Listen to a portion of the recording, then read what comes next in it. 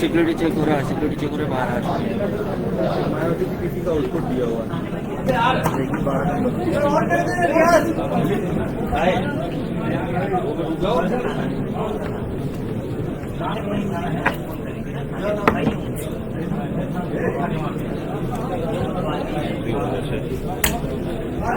Camp 6 ready रहिएगा।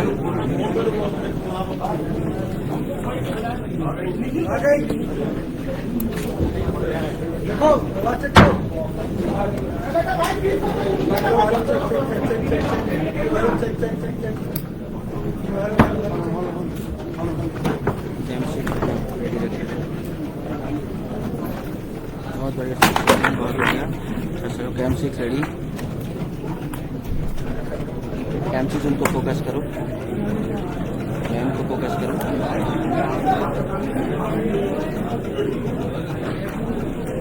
हाँ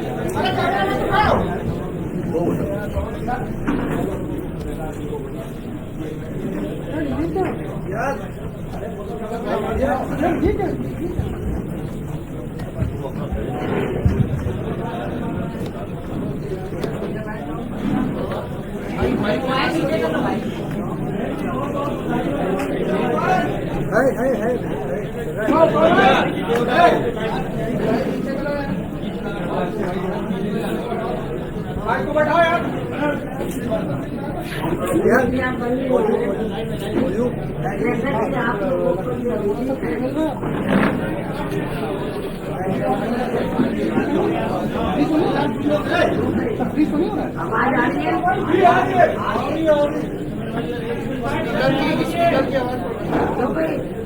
पीछे फोटो आवाज कम आ रही है।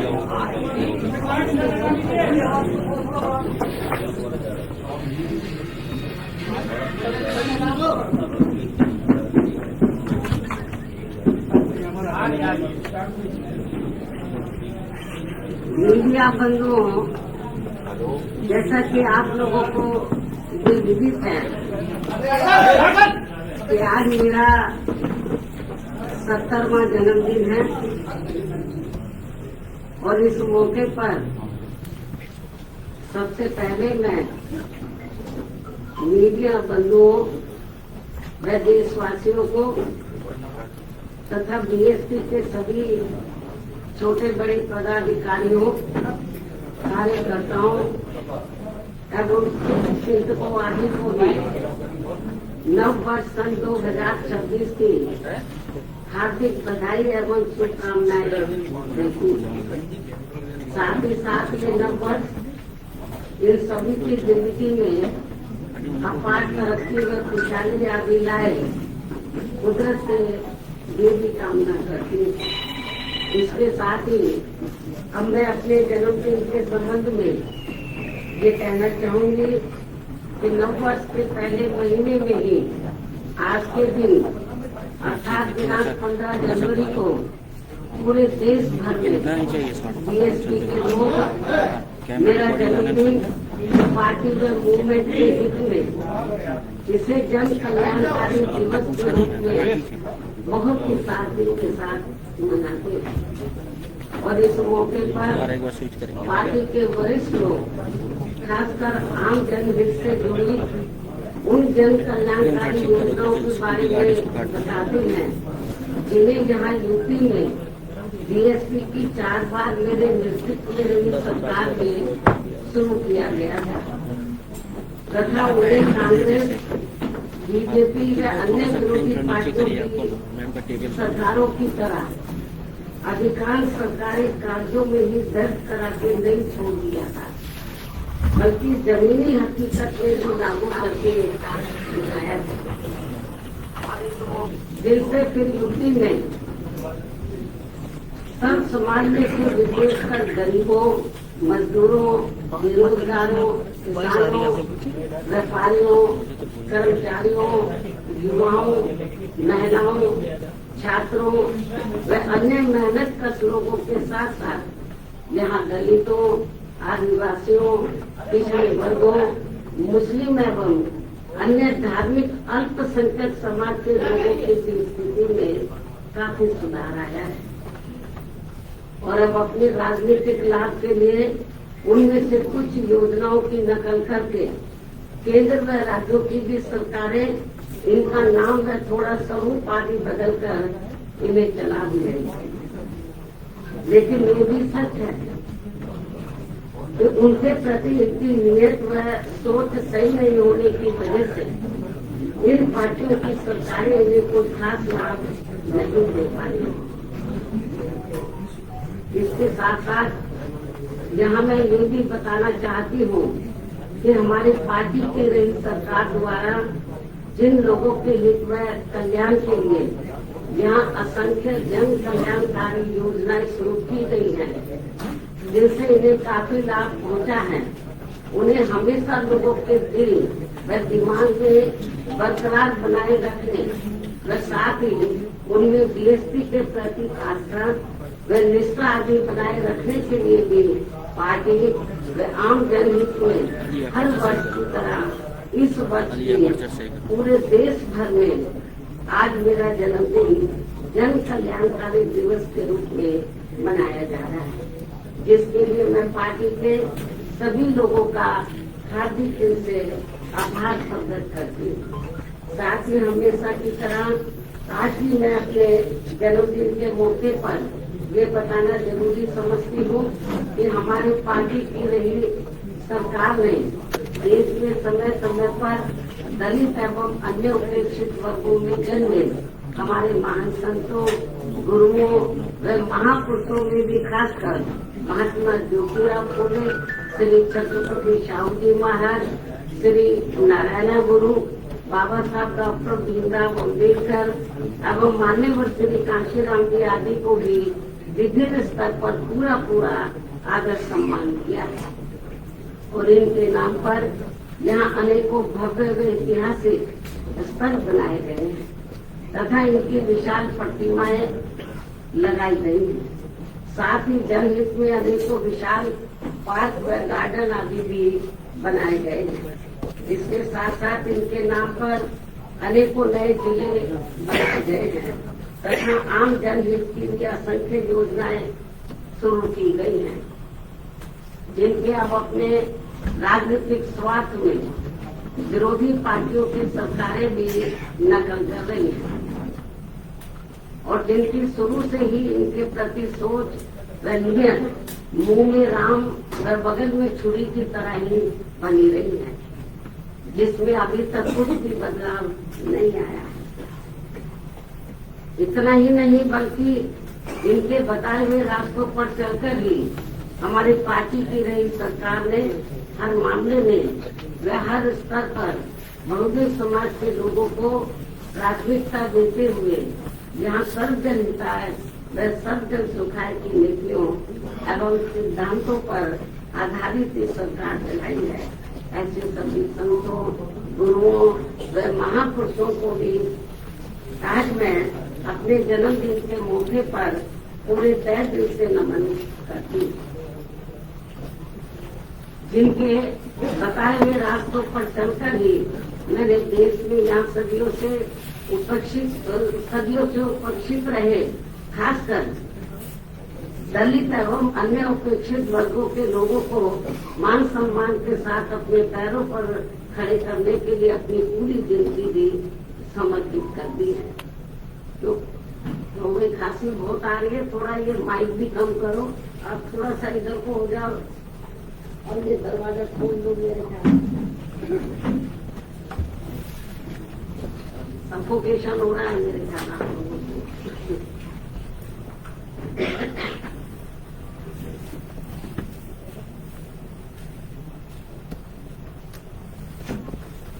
मैं आपको बता रही थी अभी, जो हमारे संत गुरु और महापुरुष हुए हैं, जिन्होंने इस देश के खास तौर से दलित एवं जो अन्य विकट सेक्शन के लोग हैं उनको पैरों पर खड़ा करने के लिए अपनी जिंदगी समर्पित कर दी है, तो उनको मैं नतमस्तक करती हूँ, नमन करती हूँ। जिनके बताए हुए रास्तों पर चलकर ये मैंने देश में यहाँ सदियों से उपेक्षित रहे, खासकर दलित एवं अन्य उपेक्षित वर्गों के लोगों को मान सम्मान के साथ अपने पैरों पर खड़े करने के लिए अपनी पूरी जिंदगी भी समर्पित करती है। और जब तक मैं जिंदा रहूंगी और यदि अभी तक की तरह मेरा स्वास्थ्य भी बराबर ठीक बना रहता है, तो तब तक मेरा इन वर्गों के हित व कल्याण के लिए निरंतर प्रयास व संघर्ष आदि जारी रहेगा। और इस मामले में ना तो मैं कभी झुकने वाली हूँ तथा न ही कभी किसी के दबाव व लालच आदि में आकर अपनी पार्टी की मूवमेंट के पीछे हटे वाले, जिसके लिए बीएसपी के जन्मदाता एवं संस्थापक माननीय श्री कांशीराम जी ने अपनी पूरी जिंदगी समर्पित कर दिया। इतना ही नहीं बल्कि इन्होंने अपने जीते भी हर मामले में मुझ पर पूरा भरोसा करके व मुझे अपना एकमात्र उत्तराधिकारी बनाकर इस पार्टी की संपूर्ण जिम्मेवारी भी मेरे कंधों पर सौंप दी है, जिसे मैं अपने जीते भी किसी भी कीमत पर पीछे नहीं जाने दूंगी। बशर्ते ईवीएम हमारी मुश्किलें और ज्यादा ना बढ़ा जाए। ये मैं अपनी पार्टी के लोगों को विश्वास दिलाना चाहती हूँ, लेकिन इसके लिए मैं उनसे पार्टी को हर स्तर पर पूरा सहयोग करने की भी पुरजोर अपील करती हूँ। वैसे मुझे पूरा भरोसा है कि इस मामले में पार्टी के लोग मुझे कतई भी निराश नहीं करेंगे। इसके साथ साथ यहाँ मैं ये भी कहना चाहूंगी कि पार्टी द्वारा हर वर्ष इनकी मूवमेंट को आगे बढ़ाने के लिए विभिन्न स्तर पर जो भी प्रयास किए गए हैं और इस दौरान जो भी उतार चढ़ाव आए हैं तथा विरोधियों द्वारा बीएसपी को कमजोर करने के लिए जो भी षड्यंत्र रचे गए हैं, तो इन सब का पिछले एक वर्ष का पूरा लेखा जोखा मेरे हर वर्ष आज के ही दिन अर्थात मेरे जन्मदिन के मौके पर जारी होने वाली पुस्तक मेरे संघर्ष में जीवन एवं देश की मूवमेंट का सफरनामा में हिंदी व अंग्रेजी में वर्णित कर दिया जाता है, जो कि ये पुस्तक पार्टी में विशेषकर नए जुड़े लोगों के साथ साथ वर्तमान युवा पीढ़ी व आगे आने वाली पीढ़ी के लिए भी पार्टी व मूवमेंट के हित में उन्हें सही मार्गदर्शन व प्रेरणा आदि देने का लिए अति महत्वपूर्ण कार्य करेगी, जिसका 21वें हिंदी व अंग्रेजी संस्करण का मैं विमोचन करूं। लेकिन उससे पहले मैं मीडिया के माध्यम से पार्टी के लोगों को सावधानी के तौर पर ये बताना जरूरी समझती हूँ कि देश में पार्टी की मूवमेंट को आगे बढ़ने से रोकने व कमजोर करने के लिए पिछले कुछ वर्षों से यहाँ कांग्रेस, बीजेपी व अन्य जातिवादी पार्टियां आए किस्म के साम दाम दंड भेद आदि अनेकों पहले इस्तेमाल करती रहती है, जिनका कई व समय से मुंह तोड़ जवाब देकर व हर प्रकार की सावधानी बरतते हुए ही अपनी पार्टी के लोगों को पूरे देश में बीएसपी को हर स्तर पर मजबूत बनाना है। और खासकर आबादी के हिसाब से देश के सबसे बड़े प्रदेश की यूपी में फिर से यहाँ की पार्टी बीएसपी को सत्ता में लाना भी बहुत जरूरी है। हालांकि इस संदर्भ में काफी कुछ विस्तार से जानकारी मैंने दिनांक 9 अक्टूबर सन 2025 को बीएसपी के जन्मदाता एवं संस्थापक मान्यवर श्री कांशीराम जी की पुण्यतिथि के मौके पर यहाँ लखनऊ में इनके सम्मान में किए गए यूपी प्रदेश स्तरीय अति विशाल महाआयोजन में दे दी गई है। उन्हें मैं पुनः दोहराना नहीं चाहती, लेकिन यहाँ यूपी की आम जनता को सजग व सचेत करने के उद्देश्य से ये कहना जरूरी समझती हूँ कि पिछले महीने सन 2025 में उत्तर प्रदेश विधानसभा के हुए शीतकालीन सत्र के दौरान राजधानी लखनऊ में अकेले बीजेपी के ही नहीं बल्कि सपा व कांग्रेस के भी ब्राह्मण समाज के सभी विधायकों तथा सरकार के मंत्री आदि ने भी एक जगह इकट्ठा होकर अपने ब्राह्मण समाज की वर्तमान बीजेपी की सरकार में भी हर स्तर पर हो रही उपेक्षा तथा इन पर आए दिन हो रही जुर्म जाति आदि को भी लेकर काफी चिंता व्यक्त की गई है और ये प्रभावित की है। जबकि यूपी में हमारी पार्टी ने पिछले कई हुए विधानसभा चुनाव में टिकट देने व सरकार बनने पर अन्य वर्गों की तरह ब्राह्मण समाज को भी हर स्तर पर उचित भागीदारी दी है।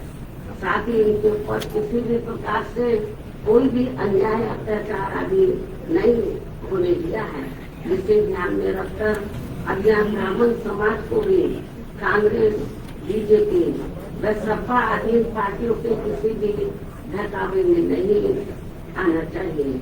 वैसे भी अब ब्राह्मण समाज को किसी का भी चोखा बाटी आदि नहीं चाहिए और न ही वे किसी की धमकी से भी डरने वाले हैं, बल्कि उन्हें हर स्तर पर पूरा मान सम्मान व उचित प्रतिनिधित्व तथा रोटी रोजी के भी साधन चाहिए।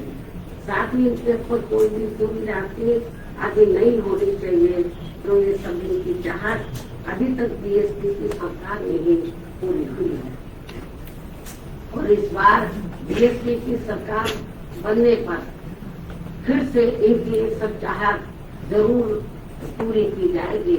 इनके साथ साथ क्षत्रिय व वैश्य समाज आदि के भी हित व कल्याण का तथा इनकी सुरक्षा आदि का भी हर मामले में पूरा ध्यान रखा गया है और आगे भी रखा जाएगा। वैसे भी हमारी पार्टी की नई सरकार ने हमेशा यहाँ सब समाज के हित व कल्याण का हर मामले में हर स्तर पर पूरा ध्यान रखा है। खासकर जाट समाज जो ज्यादातर खेती किसानी का कार्य करता है, उनकी खेती करने के लिए खाद्य सहित अन्य सभी सुविधाओं की समय से उनकी व्यवस्था की है। साथ ही गन्ना किसानों को तो काफी बढ़ाकर दाम दिया है। इनकी अन्य फसलों का भी उन्हें उचित दाम दिया है और अब सरकार बनने पर और अब आगे सरकार बनने पर इनका इसी प्रकार आगे भी जरूर पूरा ध्यान रखा जाएगा। इसके साथ साथ जाट समाज के शिक्षित बेरोजगार युवाओं को भी सभी विभागों में खासकर पुलिस भर्ती में बिना कोई रिश्वत के उन्हें काफी सरकारी नौकरी दी है। अन्य वर्गों की तरह इनके ऊपर भी कोई जुर्म जाति आदि नहीं होने दी गई है। राजनीति में भी इनको उचित भागीदारी दी है और अब इनको भी अपने हित व कल्याण में बीएसपी से जुड़कर अपनी पार्टी बीएसपी की सरकार बनाना बहुत जरूरी है। इतना ही नहीं बल्कि यहाँ दलितों, पिछड़ों, मुस्लिम व अन्य धार्मिक अल्पसंख्यक समाज के लोगों के हितों का तो बीएसपी की नई सरकार ने हर स्तर पर इनका प्राथमिकता के आधार पर विशेष ध्यान रखा गया है और इनके ऊपर कोई भी अन्याय अत्याचार आदि नहीं होने दिया है। आगे भी इन वर्गों का विशेष ध्यान रखा जाएगा। इसके अलावा हमारी रही सरकार में, हमारी पार्टी की रही सरकार ने किसी के भी मंदिर, मस्जिद व चर्च आदि को भी कोई क्षति नहीं पहुंचने दी है। इस प्रकार से हमारी पार्टी की रही सरकार ने यूपी की आम जनता को हर मामले में हर स्तर पर काफी बेहतरीन सरकार दी है। हालांकि प्रदेश की आम जनता ने यहाँ कांग्रेस, बीजेपी व सपा आदि का भी शासन काल देखा है और खासकर सपा के शासन काल में तो यहाँ अधिकांश गुंडों, बदमाशों, माफियाओं व भ्रष्ट लोगों का ये राज चलता रहा है, जिसमें इनके खुद के समाज को छोड़कर अधिकांश अन्य सभी वर्गों का शोषण होता रहा है। और इस मामले में दलित वर्ग के लोगों का तो इनकी सरकार में सबसे ज्यादा उत्पीड़न हुआ है। जिनके समाज के बीएसपी की प्रमुख नेता को भी सपा से अलग होने पर, जब गठबंधन की सरकार थी तो सपा से अलग होने पर दिनांक 2 जून सन 1995 को यूपी के लखनऊ सरकारी गेस्ट हाउस में मेरे ठहरने के दौरान वहाँ सरकारी मशीनरी की मदद से सपा के कई हजार गुंडों व बदमाशवादी ने जो उस दिन मेरे ऊपर जानलेवा हमला करने का पूरा प्रयास किया है, ये सब भी किसी से छिपा नहीं। इसके अलावा दलित एवं अन्य पिछड़े वर्गों में जन्मे हमारे महान संतों, गुरुओं व महापुरुषों की भी इनकी सरकार में हर स्तर पर काफी उपेक्षा की गई है। संसद में दलितों के पदोन्नति में आरक्षण से संबंधित लाए गए बिल को भी सपा के सांसदों द्वारा फाड़ दिया गया था। मान्यवर श्री कांशीराम जी के देहांत होने पर इनकी सरकार द्वारा इनके सम्मान में एक दिन का भी राष्ट्रीय शोक घोषित नहीं किया गया था। पिछड़े वर्गों का भी आरक्षण संबंधी ज्यादातर लाभ इनकी सरकार में केवल इनका खुद का अपना समाज ही उठाता रहा है। मुस्लिम समाज भी ज्यादातर क्षति रहा है। यह इनके लिए अपनी पहचान। वहीं दूसरी तरफ बीएसपी की नई सरकार में हमने किसी भी वर्ग व धर्म के लोगों के साथ किसी भी मामले में कोई पक्षपात आदि नहीं होने दिया है और हमने पिछड़े वर्गों में इनके खुद के यादव समाज के हितों का भी पूरा ध्यान रखा है, आगे भी रखेंगे। प्रदेश में सभी विरोधी पार्टियों की रही सरकारों की तरह हमने बीएसपी की सरकार में कोई भी दंगा फसाद आदि नहीं होने दिया है। साथ ही प्रदेश के विकास को भी लेकर हमारी पार्टी की नई सरकार ने अनेकों ऐतिहासिक कार्य किए हैं और इस मामले में ये बात सर्वविदित है कि प्रदेश में बीएसपी की सत्ता नहीं रहने के बाद यहाँ विरोधी पार्टियों की नई सरकारों में जितने भी एक्सप्रेस वे बने हैं और अब दिल्ली के नजदीक जिला गौतम बुद्ध नगर में नोएडा अंतर्राष्ट्रीय हवाई अड्डा भी शुरू होने के लिए जा रहा है, तो इन सभी की वास्तव में पूरी रूपरेखा बीएसपी की नई सरकार में ही तैयार हो गई थी। एक आगे बड़े एक्सप्रेस वे तो मेरी सरकार में ही बन गए थे। हालांकि ये सभी कार्य मेरी सरकार के रहते ही पूरे हो जाते यदि उस समय केंद्र की रही कांग्रेस पार्टी की सरकार अपनी जातिवादी मानसिकता के चलते इन कार्यों में रुकावटें नहीं डालती। इस प्रकार से यहाँ बीएसपी का चारों बार का रहा शासनकाल हर मामले में काफी बेहतरीन शासनकाल रहा है, जिसे प्रदेश व आम जनहित में फिर से सत्ता में लाना बहुत जरूरी है, क्योंकि अब यूपी में कांग्रेस व सपा की रही सरकार की तरह वर्तमान में बीजेपी की चल रही सरकार में भी यहाँ की आम जनता व विशेषकर दलित एवं अन्य उपेक्षित वर्गों के लोग हर स्तर पर काफी ज्यादा दुखी व परेशान हैं। इनके नेता लोग मौजूदा सरकार में अधिकांश अपने खुद के नफे नुकसान में ही लगे रहते हैं। इनका अपने समाज के नफे नुकसान से कोई लेना देना नहीं है, ऐसा इन वर्गों के लोगों का मानना है। अभी भी प्रदेश में कानून व्यवस्था सपा की रही सरकार की तरह काफी बिगड़ी हुई है। सरकार को बिना पक्षपात के काफी सख्ती करने की जरूरत है। ऐसी स्थिति में यूपी की आम जनता बीएसपी के 4 बार के रहे शासनकाल को याद करके अब यहाँ बीएसपी को सत्ता में लाने पर काफी हद तक अपना मन बना चुकी है, जिसे पूरा करने के लिए इस बार होने वाले विधानसभा चुनाव में मैं खुद भी कोई कसर छोड़ने वाली नहीं हूँ। ये मेरा पुण्य वायदा है।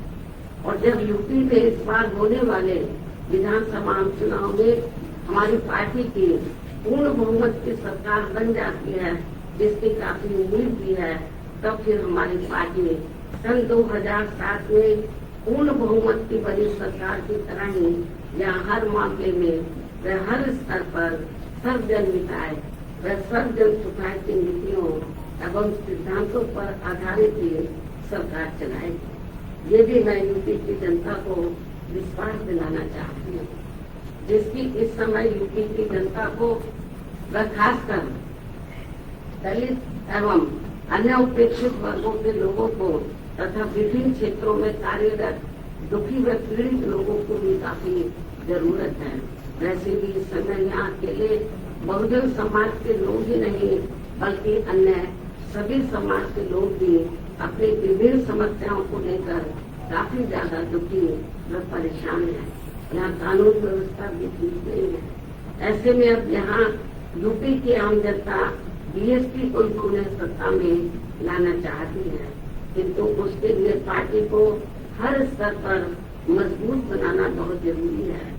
और यदि इस बार यहाँ विधानसभा के आम चुनाव होने से पहले हमारी पार्टी हर स्तर पर मजबूत हो जाती है, और जिसके लिए अभी से ही पार्टी के लोग पूरी जी जान से जुटे भी हैं, तो तब फिर अपनी पार्टी को इस बार यहाँ सत्ता में आने से कोई रोक नहीं सकता है, बशर्ते जहाँ प्रदेश की आम जनता चुनाव के दौरान कतई भी गुमराह नहीं होती है।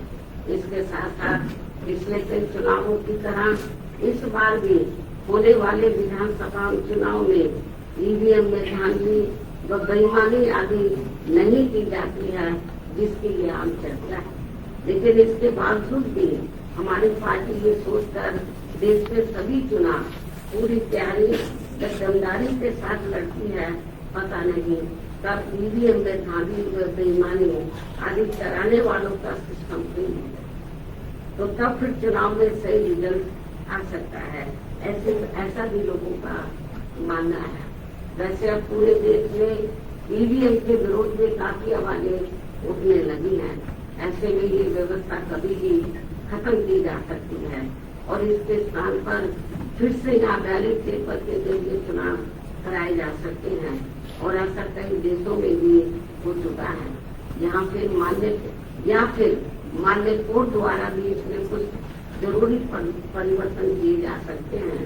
इसलिए हमें उत्तर प्रदेश सहित पूरे देश में अपनी पार्टी को हर स्तर पर मजबूत बनाते रहना बहुत जरूरी है। इसके अलावा पिछले कुछ समय से देश में क्रमवार वोटों के रिवीजन यानी कि SIR करने का भी कार्य चल रहा है। उसमें भी काफी गंभीर शिकायतें चर्चा में हैं, लेकिन फिर भी इस कार्य में अपनी पार्टी के लोगों को काफी सजग रहना है और समय से ये कार्य पूरा भी करना है। इसके साथ ही जहाँ तक गठबंधन करके चुनाव लड़ने का सवाल है, तो इस संबंध में फिर से यहाँ मैं अपनी पार्टी का स्पष्ट कर देना चाहती हूँ कि हमारी पार्टी का गठबंधन करके चुनाव लड़ने के मामले में अभी तक का अधिकांश अनुभव यही रहा है कि गठबंधन करके चुनाव लड़ने से हमारी पार्टी को फायदा कम व नुकसान ज्यादा होता है तथा इससे पार्टी का वोट प्रतिशत भी काफी हद तक कम हो जाता है। जबकि बीएसपी से गठबंधन करके चुनाव लड़ने वाली पार्टी को पूरा फायदा पहुंच जाता है, क्योंकि गठबंधन में बीएसपी का खासकर दलित बेस वोट तो गठबंधन करने वाली पार्टी को पूरा ट्रांसफर हो जाता है, किंतु उनका विशेषकर अपर कास्ट समाज का ज्यादातर वोट उनकी जातिवादी मानसिकता होने की वजह से बीएसपी के उम्मीदवारों को परिवर्तित नहीं हो पाता है और फिर ये वोट दूसरी पार्टी को भी चला जाता है, जिनका नेतृत्व जातिवादी पार्टियों के हाथों में होता है। यही मुख्य वजह है कि देश में अधिकांश पार्टियां बीएसपी से गठबंधन करके चुनाव लड़ना चाहती हैं, क्योंकि उनको फायदा पहुंचता है। लेकिन गठबंधन करने के मामले में हमें बीएसपी के हित को भी देखना बहुत जरूरी है। ऐसी स्थिति में अब हमारी पार्टी उत्तर प्रदेश सहित पूरे देश में विधानसभा व लोकसभा का भी आम चुनाव अकेले ही लड़ना ज्यादा बेहतर समझती है। और यूपी में जब इस बार चुनाव होगा अकेले ही चुनाव लड़ेगी तो गलत फहमी किसी को भी अपने आप में पैदा नहीं करनी चाहिए। इसलिए अब हमारी पार्टी ने उत्तर प्रदेश सहित पूरे देश में सभी छोटे बड़े चुनाव अकेले ही लड़ना ज्यादा उचित समझा है। और अब हमारी पार्टी किसी भी चुनाव में किसी भी पार्टी के साथ किसी भी प्रकार का कोई भी गठबंधन करके चुनाव नहीं लड़ेगी। लेकिन इस संबंध में यहाँ मैं ये भी कहना चाहूंगी, जब आगे चलकर हमारी पार्टी को ये पूरा भरोसा हो जाएगा, आपकी नई बात कर रही हूँ, वर्षों लगेंगे, जब आगे चलकर हमारी पार्टी को ये पूरा भरोसा हो जाएगा कि बीएसपी से गठबंधन करके चुनाव लड़ने वाली पार्टी अपनी पार्टी का खासकर अपर कास्ट समाज का वोट उनकी जातिवादी मानसिकता व सोच आदि को बदलकर हमारी पार्टी को ट्रांसफर करा सकती है, तब फिर उस समय गठबंधन करके चुनाव लड़ने को लेकर जरूर सकारात्मक निर्णय लिया जा सकता है। इसमें वर्षों लगेंगे। जब तक ये जातिवादी व्यवस्था रहेगी, मानसिकता लोगों के लिए बदलेगी बहुत मुश्किल है। जो फिलहाल हमें जहाँ अभी तक किसी भी पार्टी में ऐसा होता हुआ नजर नहीं आ रहा है। लेकिन ये भी सच है कि हमारी पार्टी द्वारा अपर कास्ट समाज के जिन लोगों की जातिवादी मानसिकता व सोच आदि को बदल दिया गया है, लेकिन ये भी सच है कि हमारी पार्टी द्वारा अपर कास्ट समाज के जिन लोगों की जातिवादी मानसिकता व सोच आदि को बदल दिया गया है, उनका वोट तो बिना गठबंधन के ही सीधा बीएसपी को मिल जाए। और इनका इस बार पहले से भी उम्मीद है कि इनका इस बार पहले से भी कहीं ज्यादा ये वोट हमारी पार्टी को जरूर मिल जाएगा। अपर कास्ट समाज का ऐसा पार्टी का मानना है।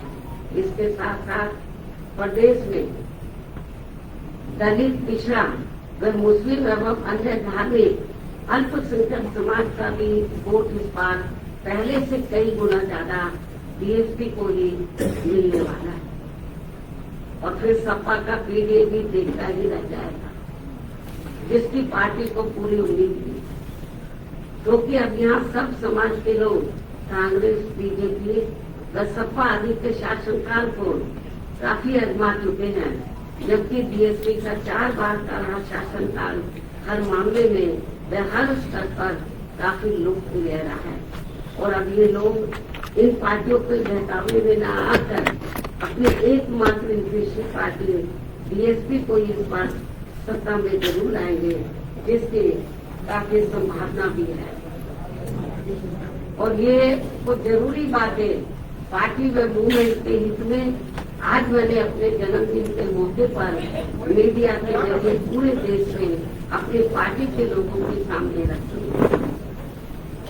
हालांकि मुझे पूरा भरोसा है कि पूरे देश में पार्टी के लोग मेरी इन सब बातों को गंभीरता से लेते हुए अब अपनी पार्टी को जरूर मजबूत ऑफ कर दो, इसको जरूर मजबूत बनाएंगे, जो यही इनका मेरे जन्मदिन पर खास तोहफा भी होगा। और अब मैं पार्टी व मूवमेंट के इसमें अपनी लिखी नई पुस्तक का विमोचन करती हूँ।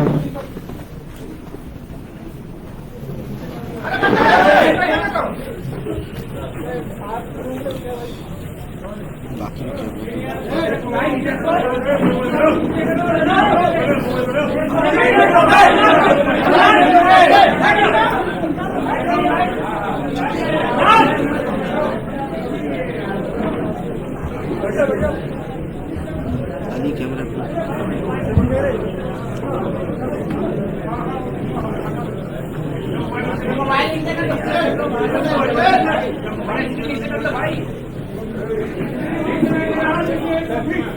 दोनों साथ में दिखा दीजिए,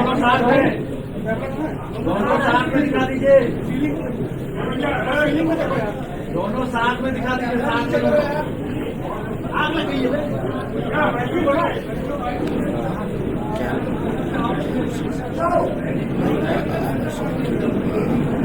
लाइट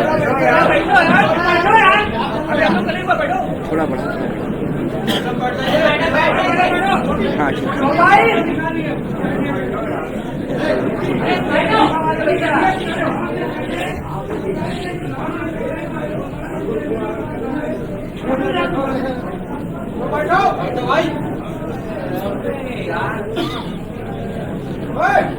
इन्हीं जरूरी के साथ बातों के साथ ही हमने मीडिया बंधुओं से मेरे जन्मदिन का केक को जन्माना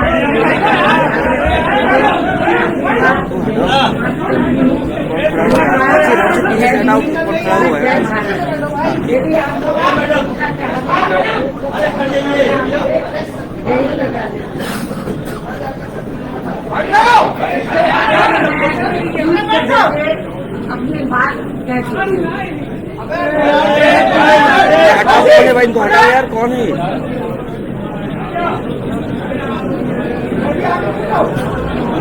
सही करा।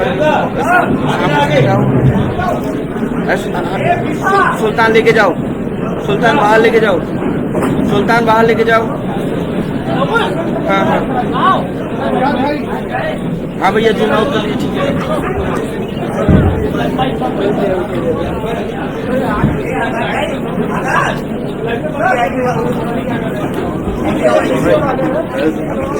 जाओ जो जल्दी जाओ। आखिर गौरव को भेज दो, शूट नहीं चाहिए था।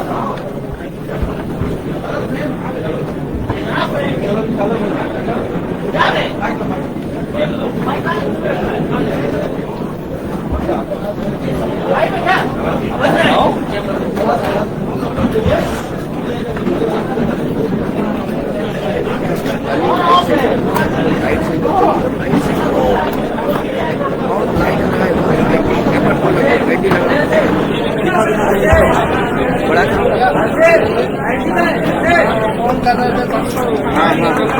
स्टडी रख, थोड़ा लाइट ऑन कम करो।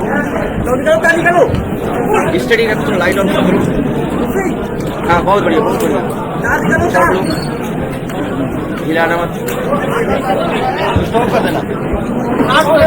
60 सब्जेक्ट हाँ हाँ लाइट तो एपर्चर बढ़ा दो, शॉर्ट मास्टर करो। हाँ ये ठीक है, शॉर्ट खोल जा रहे हैं, जाने दो, गेट की तरफ जाने दो। परमिशन परमिशन अर्जित टेक परमिशन, अर्जित टेक परमिशन।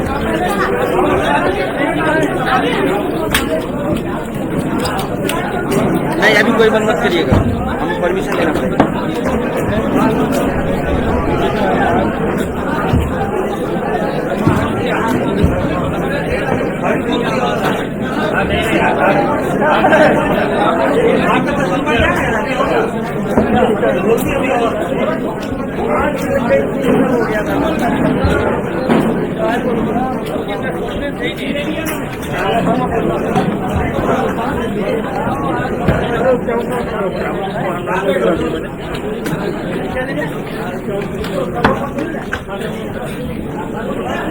अरे वो ले चुके तो पुराना बता रहे हैं।